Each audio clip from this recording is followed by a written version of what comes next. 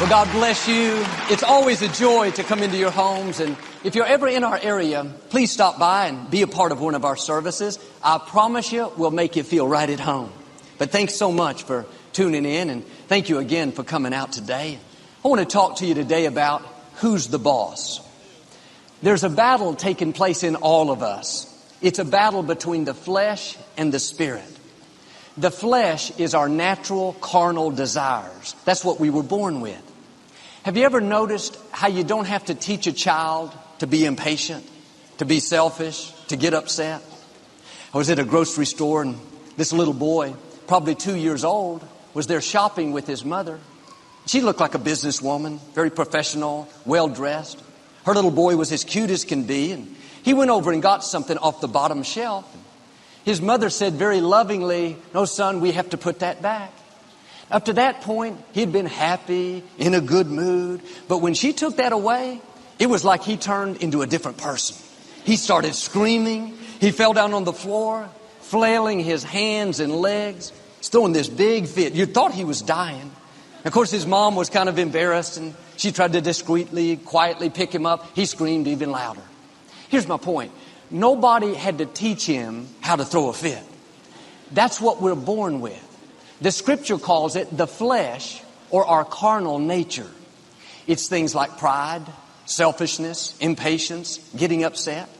And here's the key. The flesh wants to be in control. The flesh is not going to be happy unless it gets its way. And the easy way is to do like that little boy and give in.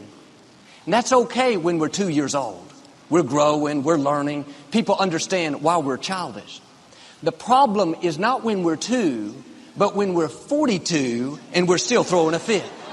We're still being ruled by our feelings. We think, I feel like being rude, I'm going to tell them off. I feel like being lazy, I'm going to skip work. I feel like being impatient. I feel like compromising. As long as you're allowing your feelings to be the boss, it will limit how high you can go. The scripture talks about dying to the flesh. That means not giving in to what we feel.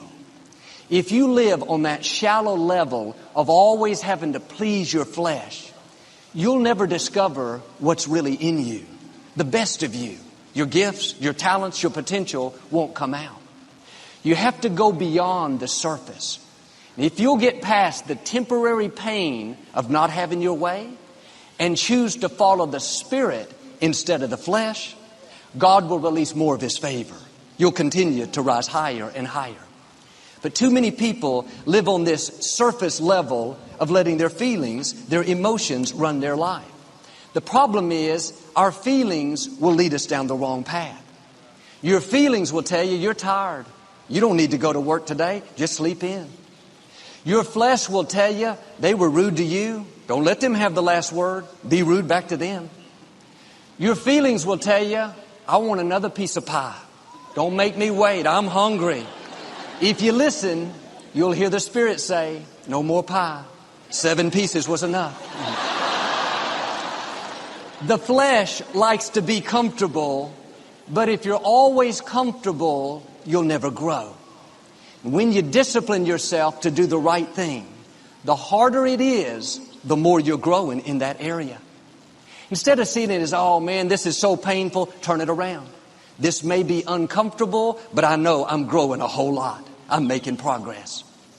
The scripture says, no discipline at the time seems pleasant, but later on it will produce a great harvest.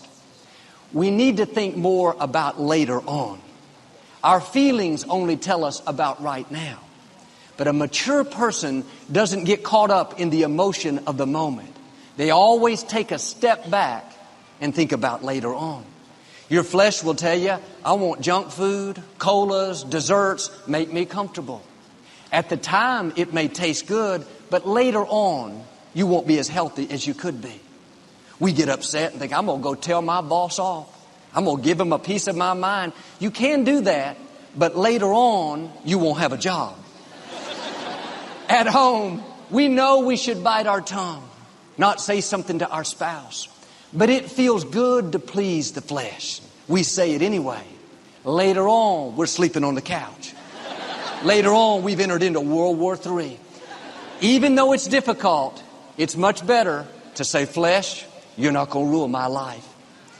When you do that, later on, you'll not only still have a job, have a marriage, have good health, but your character is coming up higher. God can entrust you with more.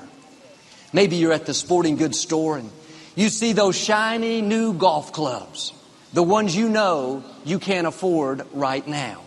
You know those funds are set aside for the monthly house note.